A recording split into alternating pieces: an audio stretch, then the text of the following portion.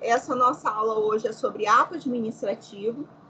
E nós vamos começar, então, trazendo um conceito de ato administrativo que é dada pela professora Maria Silvia Zanella de Pietro. Segundo Maria Silvia, ato administrativo é uma declaração do Estado ou de quem o represente que produz efeitos jurídicos imediatos com observância da lei sobre o regime jurídico de direito público e sujeito ao controle pelo poder público. Então, a primeira coisa que a gente tem que entender é o seguinte: eu falei para vocês nas aulas anteriores que a administração pública, diferente do que ocorre com o particular, ela só pode fazer, o administrador público, ele só pode praticar atos que estiverem previstos na lei. Então, no direito administrativo, que é um ramo do direito público, o administrador só pratica os atos que estão previstos em lei, diferentemente do que ocorre no direito privado. No direito privado, tudo que não é proibido é permitido. No direito público, não, porque nós temos ali o princípio da legalidade.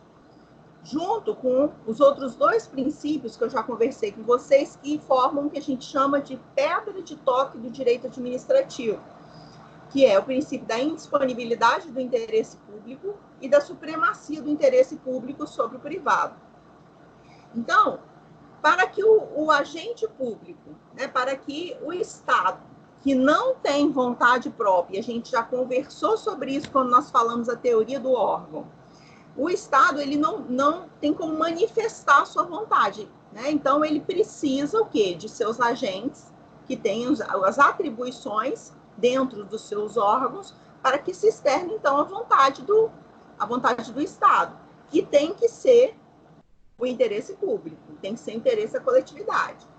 Só que para que ele pratique, então, esses atos, a gente vai ver que, primeira coisa, ele tem que observar todos aqueles princípios que a gente conversou, tanto os expressos, que são aqueles da sigla LIMP, né? Legalidade, impessoalidade, moralidade, publicidade e eficiência, quanto aqueles todos que a gente estudou, que são os implícitos. Então, o administrador público, na prática dos seus atos, ele tem que observar todos aqueles princípios. Por quê? Porque nós estamos diante de um regime jurídico de direito público. Então, não se aplica nas relações em que há, né, a prática de um ato administrativo, não se aplica o Código Civil. Né? Nós não estamos diante de um regime jurídico de direito privado, nós estamos diante de um regime jurídico de direito público. Tá? Então, por isso que o conceito da Maria Silvia traz aí, é uma declaração do Estado, ou de quem o represente, aí, nesse caso, os seus agentes públicos, né, ou os agentes políticos, né, que vai produzir os seus efeitos jurídicos imediatos, e a gente vai ver por que imediato, porque o ato administrativo, ele traz algumas qualidades aí, dele ser autoexecutório, por exemplo, a gente vai estudar isso agora, então ele já produz os seus efeitos jurídicos imediatos, e com observância da lei, então, por conta do princípio da legalidade, sob o regime jurídico de direito público e sujeito ao controle pelo poder público. Por que sujeito ao controle pelo poder público? Porque a administração pública, como eu já disse para vocês em aulas anteriores, ela pode rever os seus próprios atos ou ela pode invalidar os seus próprios atos. Quando eu estou diante de uma revogação de um ato, que é o que a gente chama de mérito administrativo, a administração pública vai analisar: esse ato é conveniente, esse ato é oportuno. Se ela entender que ele não é conveniente, que ele não é oportuno, ela vai revogar. Só ela pode revogar. Aí o judiciário não pode se manifestar, não faz o seu controle. Mas quando a gente está diante da prática de um ato pela administração pública, se esse ato ele não for legal, ou ele não for legítimo, ou não for praticado por uma autoridade competente, aí sim, aí eu posso me utilizar do princípio da inafastabilidade da jurisdição, né, e ingressar no Poder Judiciário para que o Poder Judiciário faça, então, esse controle da legalidade desse ato. Aí sim, aí em se tratando de legalidade e legitimidade do ato, aí há um controle também pelo Poder, né, pelo Poder Judiciário. Então, a administração pública, diante disso, ela pode invalidar os seus atos, anular os seus atos, mas também o judiciário também pode fazer isso, tá? Elementos que estão presentes no conceito de ato administrativo. O primeiro elemento é a manifestação da vontade. Então, é a vontade do Estado que está sendo exteriorizada aí pelos seus agentes, tá? Que tem atribuições para fazê-lo. Praticado pela administração pública ou por quem lhe faça às vezes, e a gente vai ver isso, porque eu já comentei com vocês nas aulas anteriores que é possível que a administração pública, ela delegue, né, ela descentralize, então, esse seu serviço público para um particular, é o que existe aí nos contratos de concessão de serviço público, né, que a gente já deu aí como exemplo, o serviço de transporte coletivo municipal realizado pela Joana d'Arc, ou o serviço de obras, né, na BR-101 realizado pela ECO-101, isso tudo através de uma delegação. Então, praticada pela administração pública diretamente ou através, por exemplo, de um contrato de concessão de serviço público.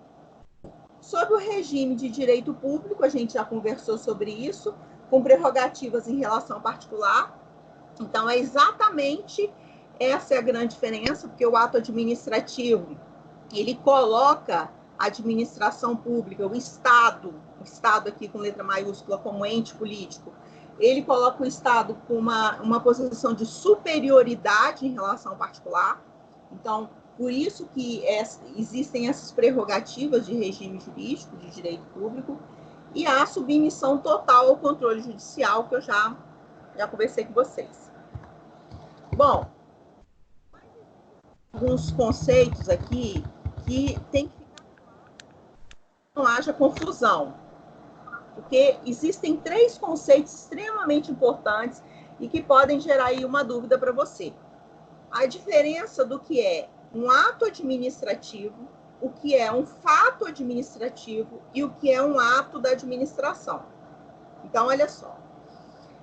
Primeira coisa, o ato administrativo, então, eu disse para você que é uma declaração do Estado, de vontade do Estado, né, com as normas, sobre as normas do direito público, então, sobre a égide do direito público, tá? E que vai produzir efeitos imediatos. O que é um fato administrativo? O fato administrativo é simplesmente a prestação concreta dos serviços. É um meio de execução, então, de um ato administrativo. Então, para algumas bancas examinadoras, na verdade, ele seria sinônimo de atos materiais, que são aqueles atos praticados pela administração que não tem uma manifestação de vontade, é meramente executório. Então, quando a administração pública, por exemplo, eu vou te dar esse exemplo de uma OS de demolição e você vai entender. O administrador público percebe que existe um prédio público que está ruindo, por exemplo. Esse prédio está ruindo e ele está colocando em risco aí toda a coletividade. Então, esse prédio precisa ser demolido. E aí, o prefeito municipal ou o secretário de obras expede uma ordem de serviço, uma OS, para que seja feita, então, a demolição daquele edifício que está colocando em risco todo mundo. Essa OS, essa ordem de serviço, ela é um ato administrativo. Por quê? Porque ela está ali exteriorizando, declarando a vontade do Estado, que é o quê? A preservação da segurança de todos nós administrados. Então, essa OS, essa ordem de serviço, ela é um ato administrativo. Mas olha que interessante, a demolição em si do prédio, que é um ato meramente executório, que vai ser realizado aí pelos agentes públicos, esse ato de demolição é o que a gente chama de um fato administrativo, tá? Então, quando o poder público, ele faz a construção de uma parede, ele realiza um serviço de encanamento que estava quebrado, alguma coisa nesse sentido, ele está fazendo um ato meramente executório, tá certo? E aí nós temos um terceiro conceito que tem que ficar claro para vocês. Então, eu já falei do ato administrativo, que é o que interessa ao estudo do direito administrativo, que para a gente o que nos interessa são os atos administrativos, né? Nós já falamos do fato administrativo, que é simplesmente a execução concreta daquele ato que foi expedido pela autoridade competente. E agora a gente vai falar de uma coisa chamada atos da administração. Atos da administração não é objeto do direito administrativo. E eu vou te explicar por quê. Porque atos da administração, eles são atos praticados pelo público com amparo no direito privado. O poder público, o representante ali, o agente público, a autoridade administrativa, quando ela pratica esse ato, ela pratica como se ela fosse um particular. Não existe uma posição de superioridade aí, como existe nos atos administrativos. O regime jurídico aqui não é de direito público, mas é de direito privado. Então, por exemplo, quando a administração ela resolve alugar um imóvel, um exemplo, ela me procura e fala assim, Giovana, eu tenho interesse, tá, de estar alugando esse prédio que você tem aí no Shell, um exemplo. Aí no Shell, porque eu quero montar a Casa Rosa lá. Ou eu quero colocar algumas repartições municipais lá para funcionário. Não, tudo bem, eu tenho um imóvel, tá para alugar mesmo, a gente faz um contrato. Esse contrato de locação que eu firmo com o município de Linhares, esse contrato é um contrato de locação que é regido pelo direito civil e que eu faria exatamente como eu faria com qualquer um de vocês. Não há uma posição de superioridade nessa minha relação negocial com o município. O município, nesse exemplo que eu acabei de dar, ele está no mesmo pé de igualdade que qualquer um de nós. Então, o contrato vai ser regido pelo direito civil, pelas normas de direito privado, não pelas normas de direito público. Então, os atos que são praticados na administração são atos que são praticados aí para manter funcionando a máquina pública. Esse tipo de ato não interessa para a gente, porque ele interessa ao direito civil, que não é objeto da nossa matéria. Nossa matéria é direito administrativo. Mas esses três conceitos, é importante que você tenha eles aí, claro, né, e a diferença entre eles. Outro exemplo que eu gostaria de dar para vocês em relação a atos da administração, eu acho que eu já falei na sala de vocês sobre aqueles bens públicos que não são afetados. Afetados são aqueles bens que estão tendo uma destinação pública específica naquele momento. Então, vamos pegar um exemplo de um bem que não está tendo uma destinação específica naquele momento. Vamos pegar um terreno baldio, um terreno vazio do município de Linhares, de propriedade do município. Esse bem, ele não está afetado a uma destinação específica. Então, ele entra no que a gente chama de categoria de bens dominicais, porque eles não estão afetados. E aí ele pode, por exemplo, ser permutado, ser doado. Aí vamos supor que o município de Linhares diga assim, tem um terreno do Estado que me interessa, que me interessa, que eu gostaria de fazer uma permuta com o Estado do Espírito Santo.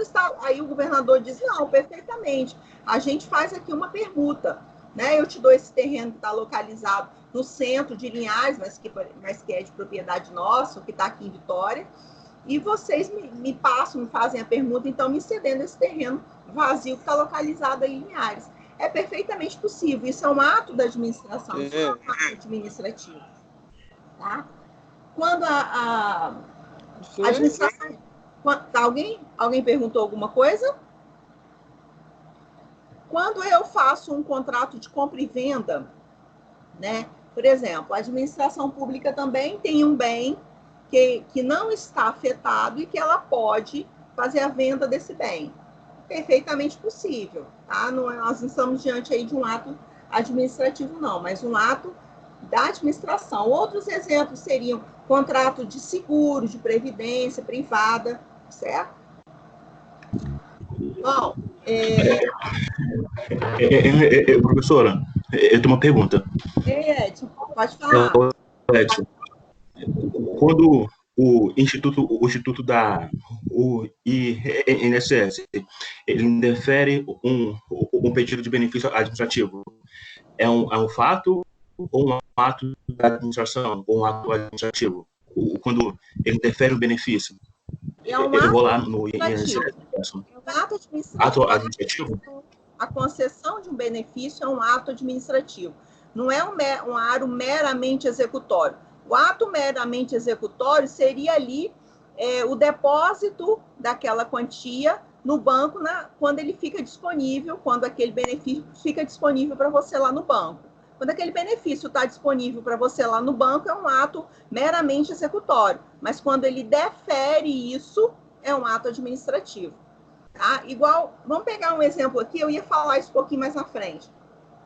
Essa situação que a gente está vivendo agora, da necessidade, né, dos profissionais autônomos terem uma ajuda nesse período em que as atividades, né, profissionais estão suspensas.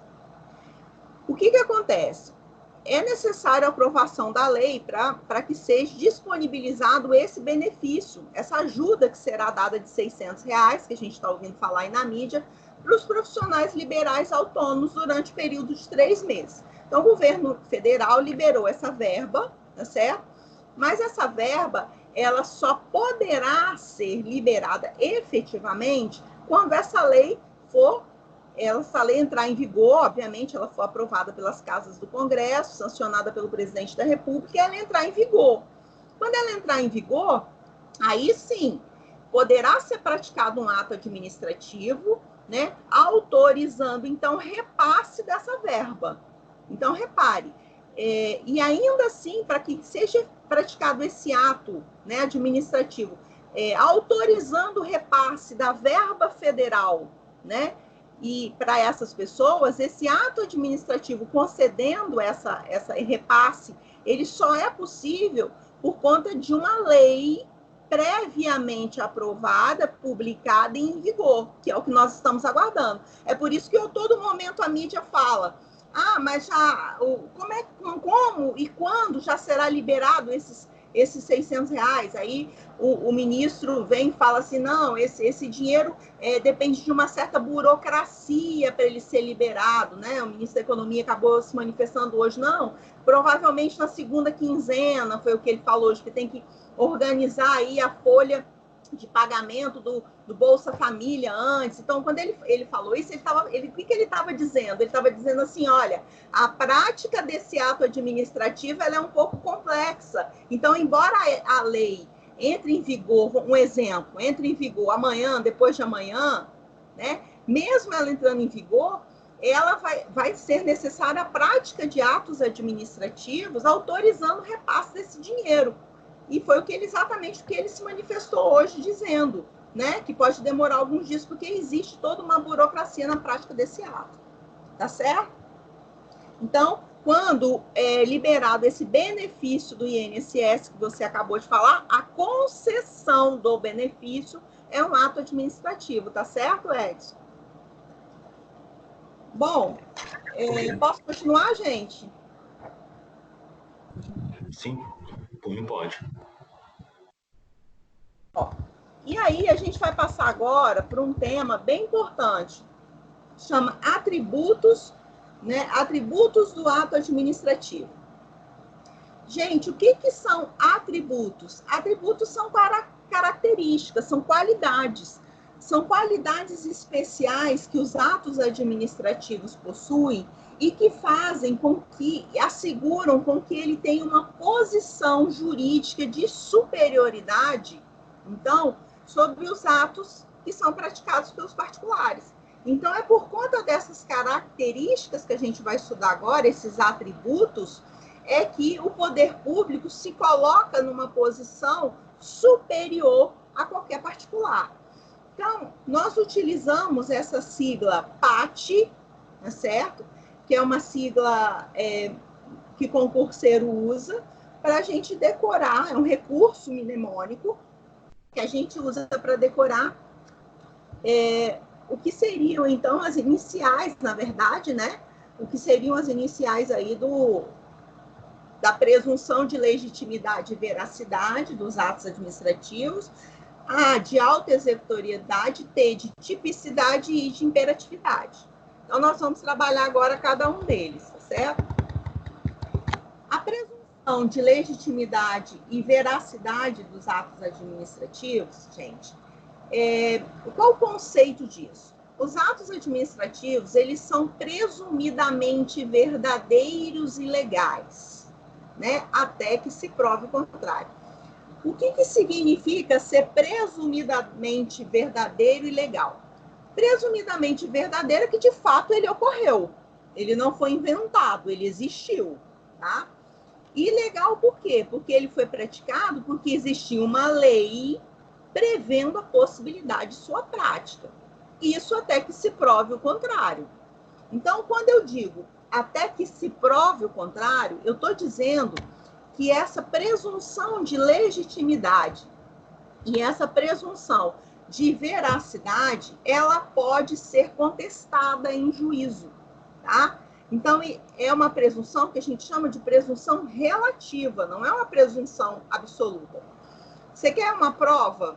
Eu vou te dar um exemplo que é a maior prova de que essa presunção de legitimidade e veracidade, ela pode ser ilidida, ela pode ser contestada. Olha só. Vamos supor que você parou o seu carro, estacionou o seu carro na frente de uma garagem, um portão de garagem que tinha uma placa bem grande lá, não estacione garagem. Você parou seu carro lá no centro de Linhares e foi fazer suas compras, largou o carro lá.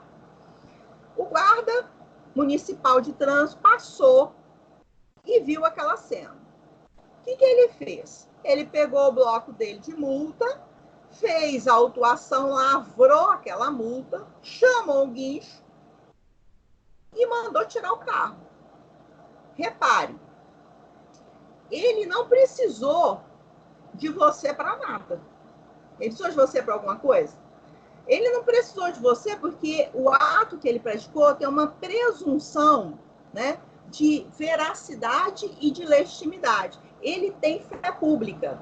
Ele não precisou chamar testemunha, fotografar, filmar, esperar você chegar. Ele não precisou de nada disso. Ele lavrou a multa.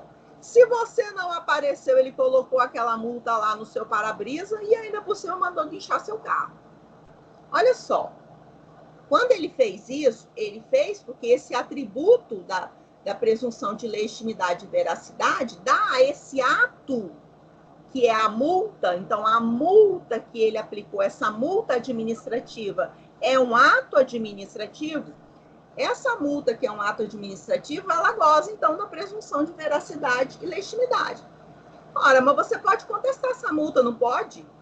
Você pode simplesmente, vai abrir um prazo de recurso para você e você pode questionar a multa, dizendo que o carro não estava parado no lugar que era proibido, que aquele prédio ali nem tá interditado, nem está sendo usado, então que aquela placa lá é antiga, que nem existe garagem mais ali. Você pode argumentar N coisas, abrindo prazo para recurso, dentro do prazo de recurso, você pode questionar isso, né? Igual quando você recebe uma multa por excesso de velocidade. Você pode receber uma multa na sua casa por excesso de velocidade. Você não tem um prazo de recurso para fazer isso? É exatamente por conta disso é que esse ato administrativo, que é essa expedição dessa multa, a presunção dela é relativa. Porque se fosse absoluta, você não poderia nem questionar, né? Então, essa presunção de legitimidade e veracidade faz com que o administrador público ele tenha essa prerrogativa. Repare, se fosse uma coisa dessa tivesse acontecido com você, por exemplo, vamos supor que você se envolveu num acidente de trânsito. Você não tem fé pública para poder autuar a pessoa que bateu em você. Você vai ter que fazer um boletim de ocorrência, vai ter que chamar a autoridade policial ali. E se ninguém aparecer, o que você vai fazer? Você tem que produzir prova, né? Você vai ter que filmar, você vai ter que chamar testemunha, você vai ter que pedir a gravação das câmeras que estiverem na rua, você vai ter que fazer uma série de coisas para comprovar, então, que aquilo de fato te lesionou, aquele ato foi lesivo a você. A administração pública não precisa de comprovar nada. Por quê? Porque o ônus da prova cabe a você e não à administração pública. Você que tem que provar que aquele ato da multa foi ilegal, ou que aquele ato, aquela multa, aquela autuação, ela não poderia ter ocorrido porque o seu carro não estava ali, ou não era o seu carro. Quem tem que comprovar o ônus da prova cabe a você, e não a administração pública. Tá certo? Então, é por isso que a gente fala aqui quais são as principais informações sobre esse atributo.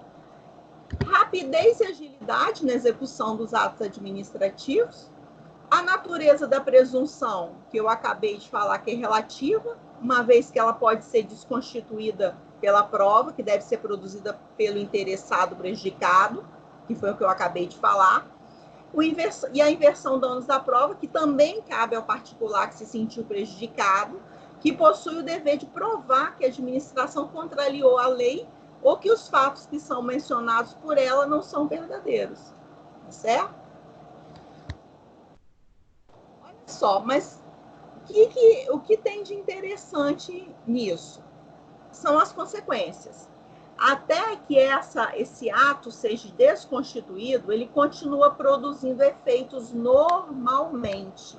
Então, por exemplo, até que eu recorra dessa multa e essa multa seja julgada favorável a mim, o recurso me seja favorável, até lá os efeitos dela estão valendo.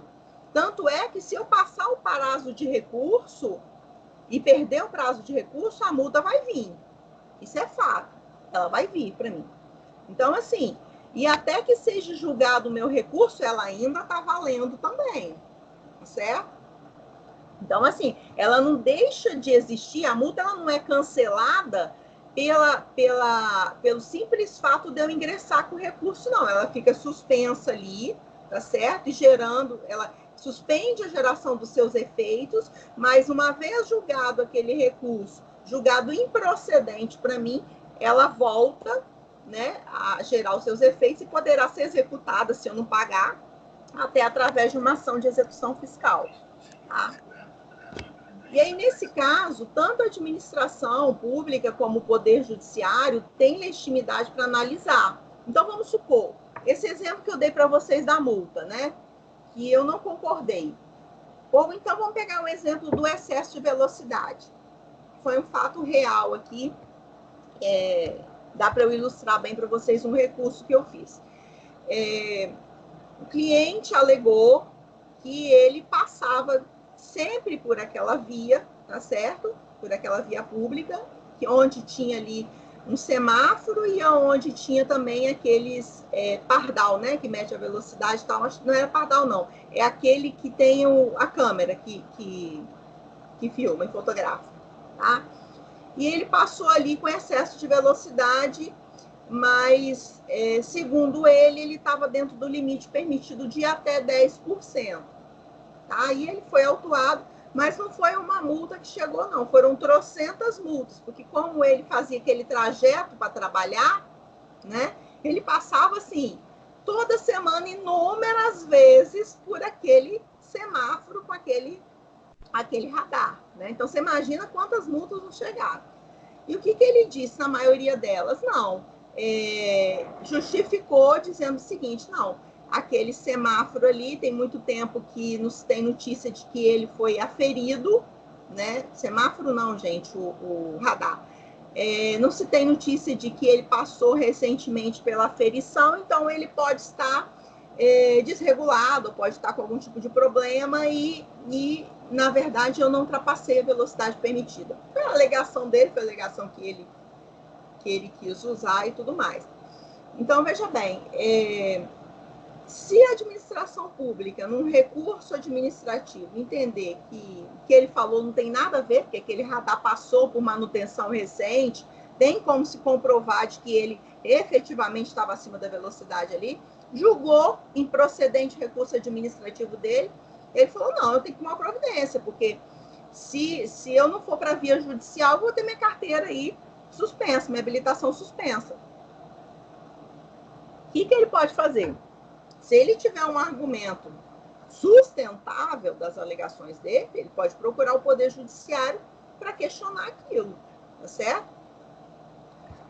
Então, na verdade, tanto a administração quanto o Poder Judiciário têm legitimidade para analisar as presunções que foram mencionadas pelo administrado, por aquele que se sentiu, né, prejudicado. Quer dizer que o judiciário vai dar a ele o direito, mas quer dizer que o judiciário é obrigado a apreciar o pedido dele, né, pelo princípio da inafastabilidade da jurisdição. Bom, em relação ao segundo atributo, né, da nossa sigla PAT, que é autoexecutoriedade, um conceito é que os atos administrativos eles podem ser executados pela própria administração pública diretamente, independente de autorização de outros poderes.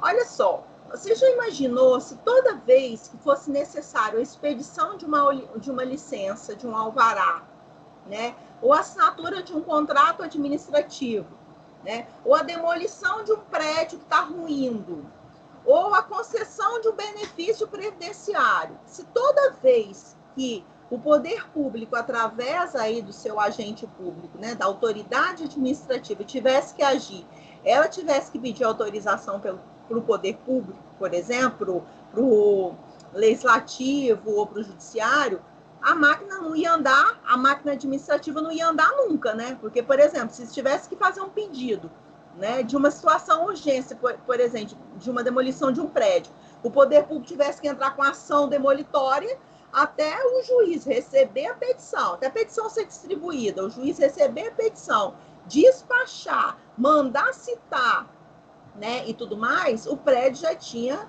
caído, já tinha matado todo mundo. Então, olha só, de acordo com a doutrina majoritária, esse atributo da autoexecutoriedade, que quer dizer que a própria administração diretamente, ela, sem autorização dos outros poderes, né, do legislativo, do judiciário, ela pode já ali executar diretamente esses atos administrativos. Esse atributo de autoexecutoriedade, então, autoexecutoriedade, a pessoa mesmo, ele mesmo executa.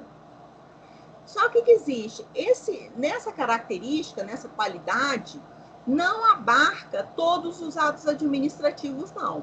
Tá? Então, somente alguns atos administrativos que têm esse atributo autoexecutório. Por exemplo, quando a lei estabelecer. Se a lei estabeleceu que eu tenho direito a determinado benefício, eu preencho todos os requisitos para ter direito ao benefício previdenciário. Eu preencho os requisitos, eu entrei com pedido, a lei existe, está valendo, está em vigor. Nesse caso, o que acontece? O administrador público pode conceder o meu benefício. Ele não precisa de uma autorização do poder legislativo ou do poder judiciário para conceder o meu benefício. Da mesma forma que se existe uma previsão de que eu, quando poder público, posso contratar com particular em determinados casos, através de uma licitação, né? Então, abre-se aí uma licitação para que sejam realizadas obras públicas que eu, administração pública, não quero fazer diretamente. Eu posso delegar isso.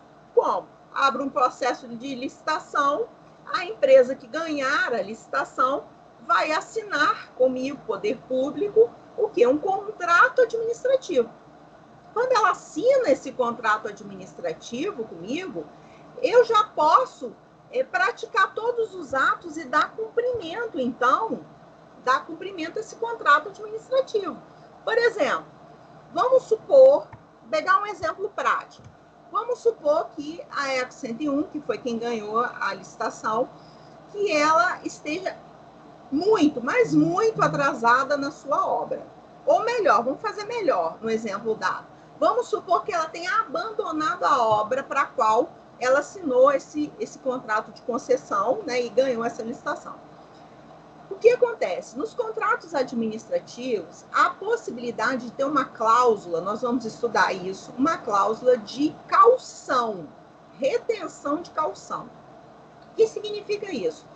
Quando a empresa ganhadora, né, a concessionária que assinou o contrato de concessão e vai executar o serviço, ela assina o contrato, é possível que a administração exija dela, antes dela começar a obra, que ela deposite um dinheiro para garantir que, caso ela abandone a obra ou não cumpra aquela obra, aquele serviço no prazo determinado no contrato, que a administração pública possa fazer o quê? Reter, levantar essa quantia, sacar essa quantia para dar continuidade àquela obra. Então, é perfeitamente possível que isso aconteça nos contratos administrativos.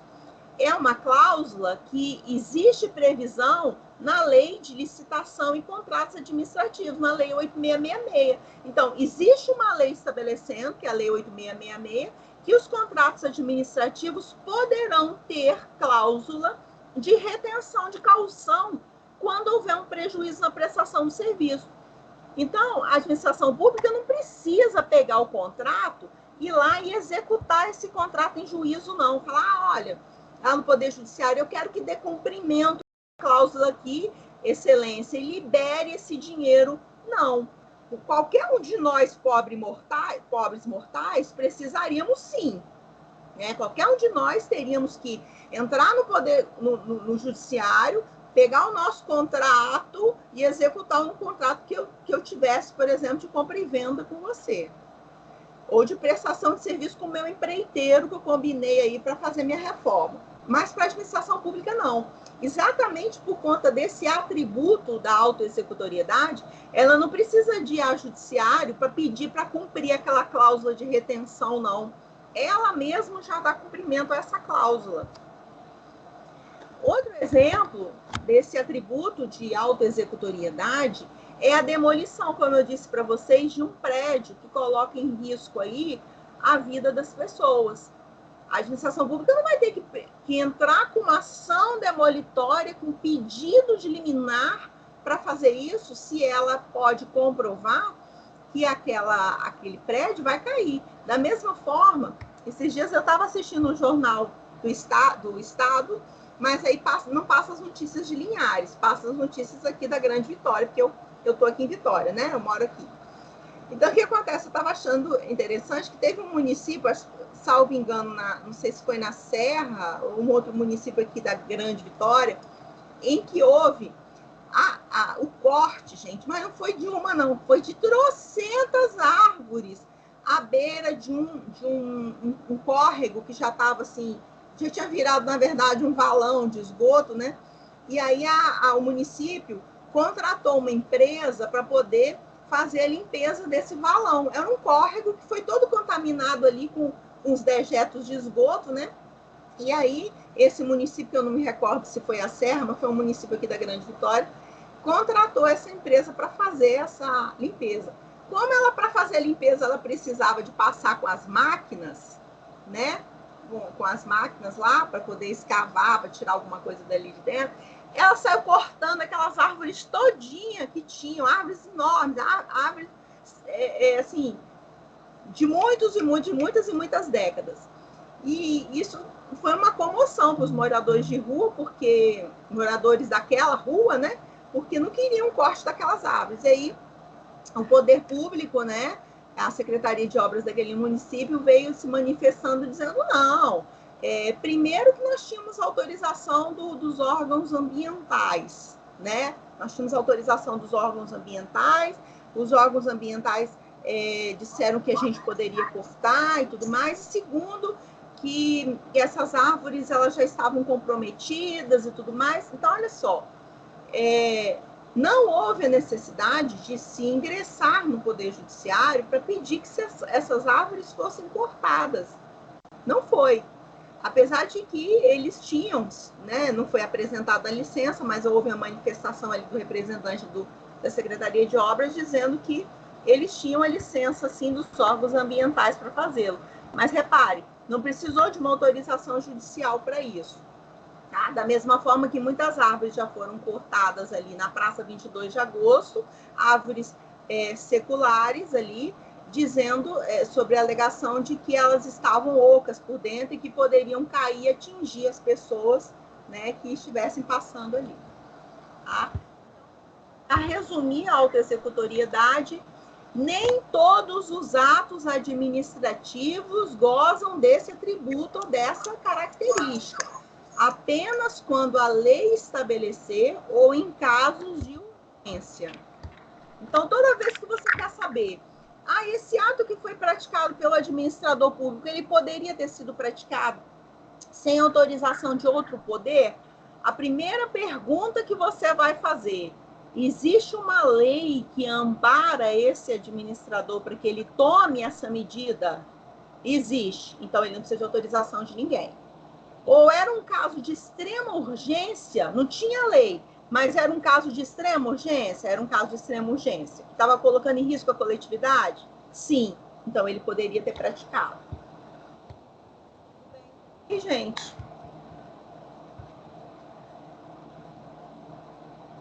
continuemos, então. Terceiro atributo, ou terceira característica, ou qualidade do ato administrativo, é o que a gente chama de tipicidade. Então, na nossa sigla PAT, né, o T seria de tipicidade. Qual o conceito de tipicidade, gente? É um atributo pelo qual o ato administrativo ele deve corresponder a figuras previamente definidas em lei, como aptas a produzir determinados efeitos. Na verdade, gente, esse atributo ele é uma garantia que nós administrados e nós particulares temos de impedir que a administração haja de forma discricionária. Como assim? O administrador ele só pode exercer sua atividade se existir uma previsão legal. E só quando nós estivermos diante do que a gente chama de atos unilaterais, que são atos que são praticados pelo poder público sem que você, administrado, precise anuir, precise concordar, tá? Não existe tipicidade em atos bilaterais, eu vou explicar isso, já que não há imposição da vontade da administração perante a outra parte, como é no caso dos contratos, onde a realização depende de aceitação da outra parte. Olha só, nesse caso, ele é uma garantia, como? Porque ele impede que a administração pública, ela vincule, te obrigue. Oi? Alguém falou alguma coisa? A administração pública, ela fica impedida de obrigar você, de vincular você a aceitar, né, um ato administrativo que não esteja previsto em lei. Então, veja bem, quando há uma... O microfone aberto aí, gente. Se puder, por favor, desligar, porque eu tô ouvindo tudo que tá vindo daí. Então, olha só. Quando eu faço um contrato administrativo, eu firmo um contrato administrativo com a administração pública, depende da minha anuência. Então, por exemplo, quando eu participo de um processo de licitação para concorrer à licitação para a realização de uma obra ou da prestação de um serviço, gente, tem um microfone ligado aí. Por favor, desligue, por gentileza. Quando ela abre uma licitação, né, eu posso participar dessa licitação se eu quiser. Não existe nenhuma lei que me obrigue a participar dessa licitação. Da mesma forma que, ainda que eu ganhe a licitação, eu não sou obrigada a assinar um contrato administrativo, não. Eu posso não querer mais, mesmo tendo ganhado a licitação, eu posso desistir e não assinar o contrato. Ela vai chamar o seguinte, né, o ganhador seguinte, certo? Então, o que acontece? Não existe obrigatoriedade em atos bilaterais, em atos unilaterais, tá? Então, veja bem, quando a administração pública é diferente, quando ela me aplica uma penalidade, ela apreendeu minha mercadoria, ela interditou o meu estabelecimento, ela cassou a minha licença, ela pode fazer isso porque existe uma previsão em lei, tá? Então, esses atos que ela praticou que são atos unilaterais, ela fez isso porque existe da mesma forma que ela colocou uma placa na BR falando velocidade máxima permitida 80 km. Eu não posso questionar, né, e dizer, não, eu não quero que haja uma placa ali de 80 km. Eu acho que tem que passar aqui a 120, a 140. Não, existe uma lei, que é o Código de Trânsito, que dá ao poder público essa discricionariedade de determinar a velocidade que vai ser permitida para aquela via ali, tá certo? Então, isso é um ato unilateral. Mas, em relação aos atos bilaterais, tá? Nos atos que dependem da concordância da outra parte, como esse exemplo do contrato administrativo, ela não pode me obrigar, tá? Ela não pode me obrigar, certo? Bom, em relação à tipicidade, era isso. E agora vamos para o próximo atributo, que é o atributo da imperatividade, que é a última letra da nossa sigla PAT. Imperatividade. Olha só, o que significa essa qualidade, essa característica do ato administrativo? Que os atos administrativos são impostos a todo independente da vontade do destinatário. De acordo com Marcelo Alexandrino e Vicente Paulo, que inclusive escrevem uma obra maravilhosa juntos, tá? Tem uma obra deles muito boa, bem voltada para concurso. Eu não me lembro agora qual é a editora, se é Saraiva. Depois você dá uma pesquisada na internet, eles escrevem junto uma obra muito boa. Um livro grosso, assim, ó.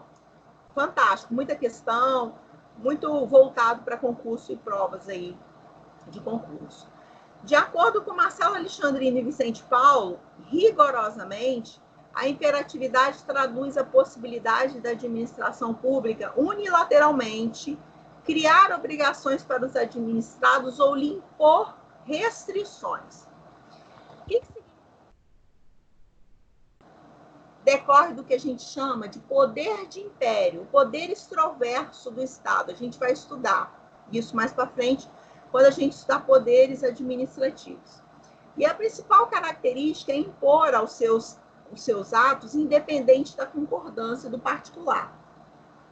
Então, olha só, aquele mesmo exemplo que eu dei para você, quando existe a obrigatoriedade de você diminuir a velocidade em determinada via, você particular, você não tem que concordar com aquilo. Existe uma lei, existe um atributo da imperatividade e você é obrigado a cumprir, tá certo? Mas a pergunta é a seguinte: todos os atos estão sujeitos a esse atributo?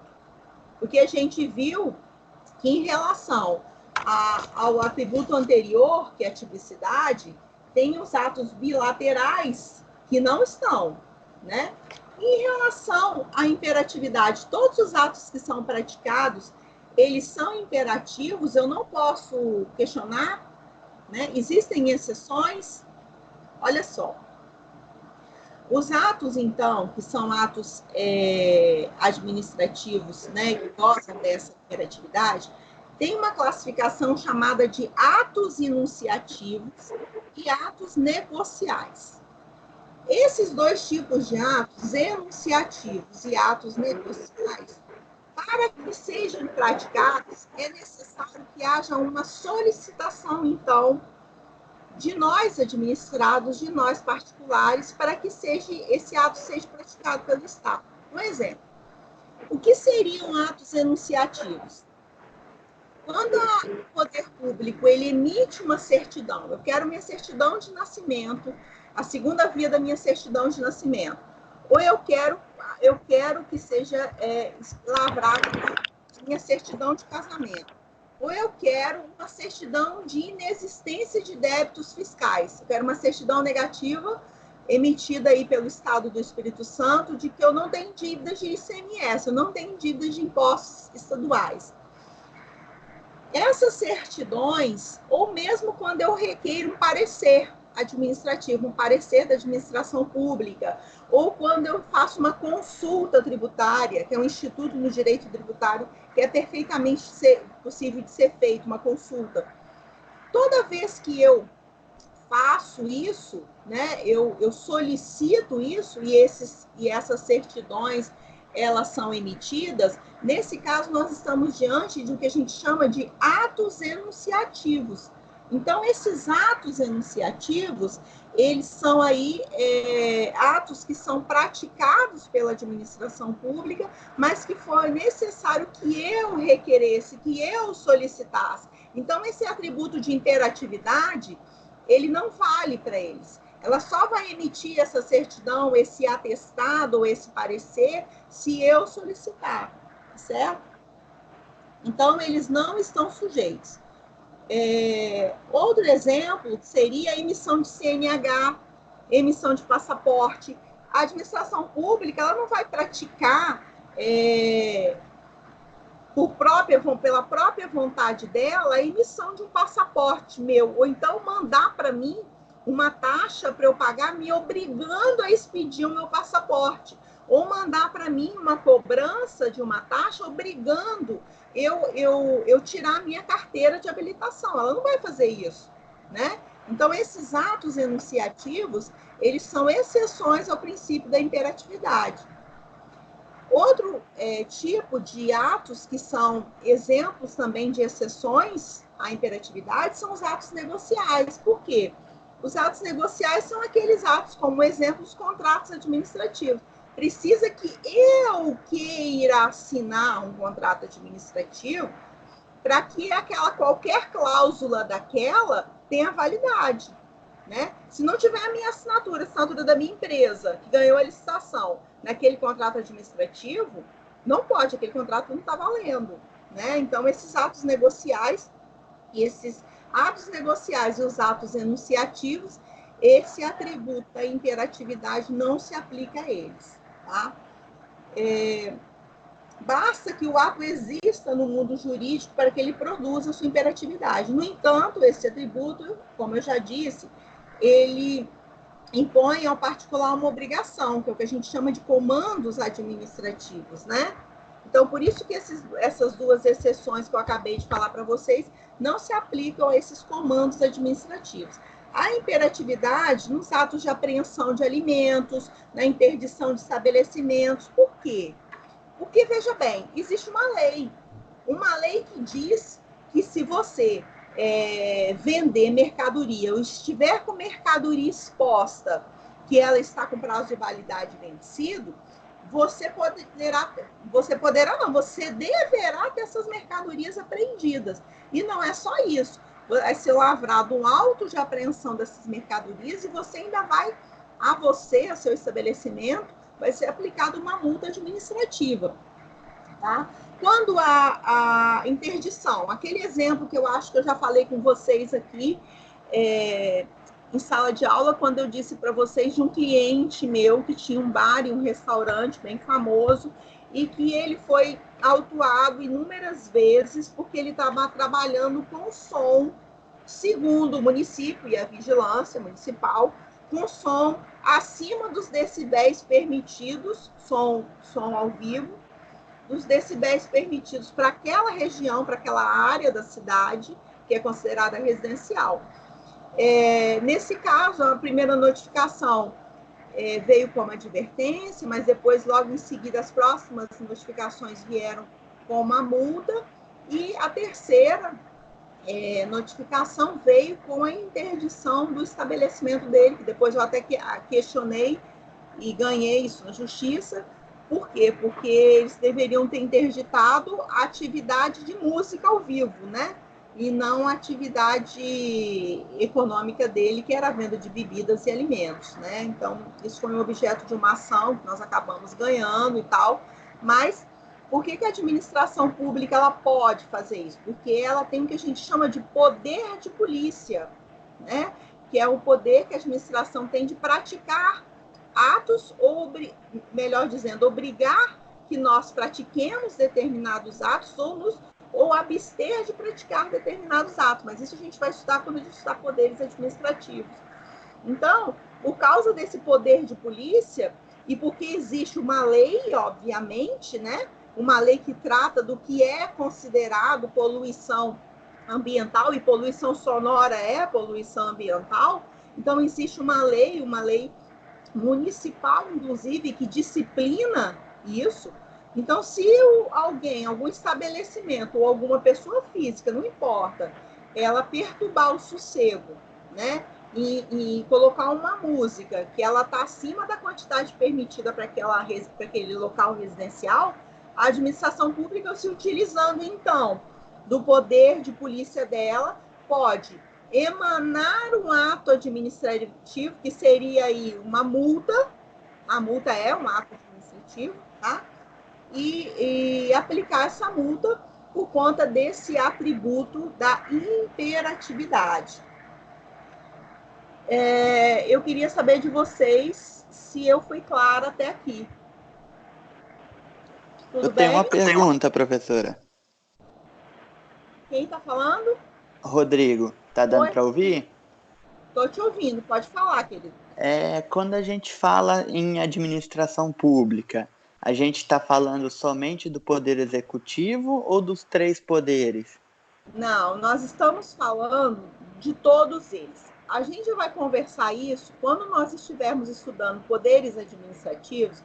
Você vai entender o seguinte: a função principal de administrar é do poder executivo, mas que é o que a gente chama de funções típicas do poder executivo.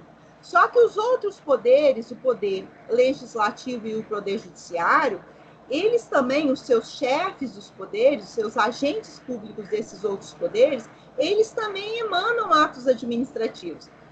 Então, quando o presidente do tribunal, por exemplo, faz a remoção de um servidor, porque existe a necessidade imperiosa do serviço público e precisa tirar um servidor. Eu vou até falar isso no segundo tempo de aula. Precisa transferir um servidor que está lotado numa vara para outra vara, para outro cartório. Quando ele faz isso, esse ato de remoção é um ato administrativo. Ele justifica a imperiosa necessidade do serviço público, aquela outra vara só tem, por exemplo, um servidor e tem serviço de mais 5 mil processos, e precisa de outra pessoa lá. Quando ele faz essa remoção, existe uma lei que permite que a remoção seja feita. Melhor dizendo, a própria Constituição Federal permite, né? Da autorização em casos de relevante interesse público, extrema necessidade de urgência, pode haver até designação temporária, né? Atos de designação temporária, nomeação de servidor comissionado, por exemplo. Então, esse ato de remoção, que é um ato praticado pelo presidente do tribunal, que é o Poder Judiciário, ele é um ato administrativo praticado por outro poder.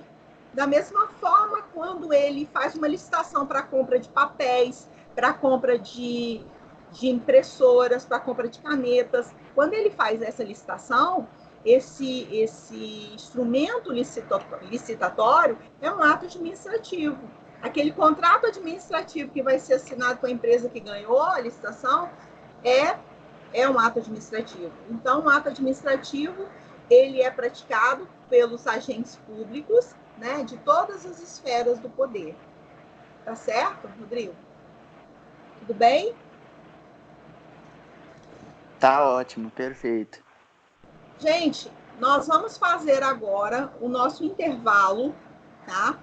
O que eu queria falar antes do intervalo para vocês? Eu queria dizer que eu coloquei lá na aula 8, tá? Porque eu coloquei como aula 8 atos administrativos, porque aula 7 eu coloquei a nossa parcial.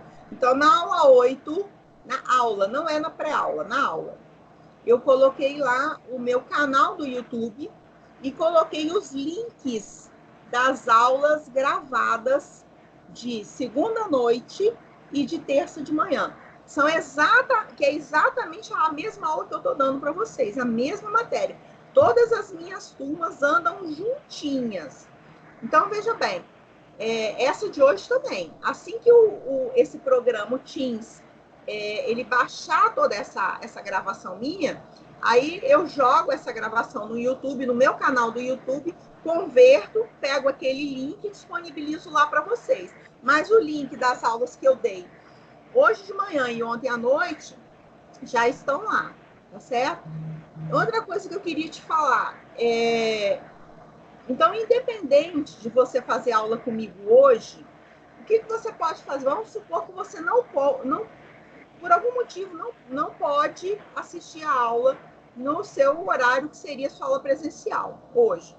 O que você faz? Dentro da pré-aula do encontro 1, tem todos os links de acesso ao Teams, a esse programa da Microsoft. E os links de acesso dessas reuniões, que na verdade são essas salas de aulas que a gente faz virtual, cada uma delas tem um dia da semana. Então, se você quer assistir a minha aula amanhã à noite, que amanhã à noite eu dou essa aula, você entra no link da aula que está escrito lá, turma quarta noturno. Você vai assistir e vai participar da minha aula amanhã, tá? Então, o dia que você não puder, mas quiser participar da minha aula ao vivo, entre em qualquer daqueles links lá, tá? Que te redirecionam aqui para o Teams do dia que você quer assistir, tá? Ou então, se você perdeu e não pôde, você vai pelo link do YouTube e vai assistir a minha aula, que está gravada pelo link do YouTube, tá bom? Só lembrando antes do intervalo, que nosso intervalo vai ser reduzido, nosso intervalo vai ser de 10 minutinhos só, tá bom? E aí, 15 no máximo, estourando, e que hoje é o prazo de vocês entregarem até a meia-noite a minha parcial 1, que vocês vão mandar por e-mail para mim. Se você ainda não me mandou, você tem hoje até a meia-noite para me mandar, tá certo? Não se esqueça que não é só marcar o gabarito, tá bom? Por quê? Marcação de gabarito seria se nós estivéssemos fazendo a parcial presencial lá em sala de aula. Mas aí fica muito fácil, né? Então, o que você tem que fazer? Você tem que justificar por que aquela questão é a correta. Então, a número 1, por exemplo, se é a correta para você a letra A, você vai ter que justificar por que a letra A. Aí alguns alunos me perguntaram, Giovana, você quer que eu escreva a justificativa aonde? Olha, você pode escrever ou embaixo de cada questão, ou lá no final, na última folha. Eu até prefiro na última folha, porque na hora de imprimir, em vez de imprimir 4 páginas, eu imprimo a primeira, que é do gabarito, e imprimo a última, que é a sua justificativa. Mas não tem problema, se você já fez do outro jeito, você pode, ou já me mandou, não tem problema nenhum. Só lembrando que você tem que me encaminhar, você que é da turma de hoje, se a sua turma, sua aula é hoje, você tem que me encaminhar até a meia-noite de hoje. Eu mandei em Word, por quê? Para que você não tenha o trabalho, né? Se eu mandasse em PDF, nem todo mundo tem o conversor de PDF. Então, eu mandei em Word, porque você já pode baixar no seu computador, digitar ali, salvar e me mandar, né? Aí é tranquilo, digita e me manda. E vamos fazer um intervalozinho, gente, tá? E daqui 10 minutinhos a gente está de volta, então. Combinado? Podemos? Então tá, Podemos. vou parar a gravação, beleza? Beleza.